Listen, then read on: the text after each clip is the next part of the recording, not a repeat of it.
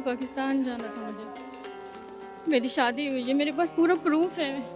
मेरे पास पूरा प्रूफ है। मैं चाहे तो अभी भी आपको दिखा सकती हूँ। ભારતે દેશ છોડવાનો આદેશ આપ્યો છે અને પાકિસ્તાનમાં એન્ટ્રી નથી મળી રહી છે। આ મિત્રો વાત કરીએ તો અત્યારે ભાઈ જે મિત્રો પાકિસ્તાનના લોકો છે એ ભારતની અંદર અત્યારે છે, જ્યાં વાઘા બોર્ડરની અંદર મિત્રો વાત કરીએ તો અત્યારે ભાઈ જેનો રડવાનો વારો આવ્યો છે।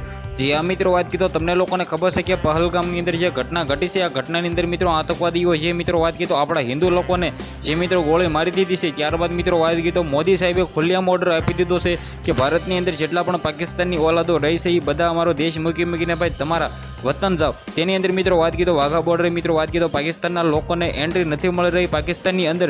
હવે મિત્રો મુસ્લિમ દીકરીઓનો સોશિયલ મીડિયાની અંદર વિડીયો થયા છે વાયરલ। ખાસ કરીને મિત્રો વાત કરીએ તો વિડીયોને તમારે બંને એટલો શેર કરી દેવાનું છે, સબસ્ક્રાઇબ કરવાનું ઓલરેડી તમારે ભૂલવું નથી, કારણ કે ભાઈઓ તમારી ભાઈની ચેનલની અંદર લાખો લોકો વિડીયો જોવો છો પણ સબસ્ક્રાઇબ કરવાનું ભૂલી જાય છે, તો રાહ કોને જોવો છો જલ્દીથી ભાઈઓ સબસ્ક્રાઇબ કરી લો।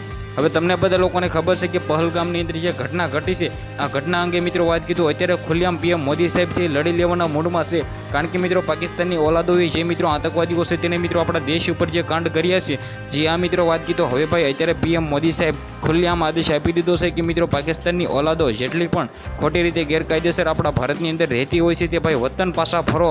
અને મિત્રો વાત કીધું વાઘા બોર્ડરની અંદર ભાઈ એન્ટ્રી પણ નથી મળી રહી પાકિસ્તાનના લોકોની। હવે મિત્રો પાકિસ્તાનના લોકોની હાલત જે થઈ છે ને, ખાસ કરીને મિત્રો વાત કરીએ તો આપણે આવનારા ટાઈમમાં જોવાનું રહેશે કે શું થાય છે શું નહીં। બાકી આ વિડીયોને તમારે બંને એટલો શેર કરી દેવાનો છે, સબસ્ક્રાઇબ કરવાનું ભૂલવા નથી। આજના વિડીયોમાંથી આટલી જ માહિતી, આપણે એક નવો વિડીયો મળી ત્યાં સુધી બધા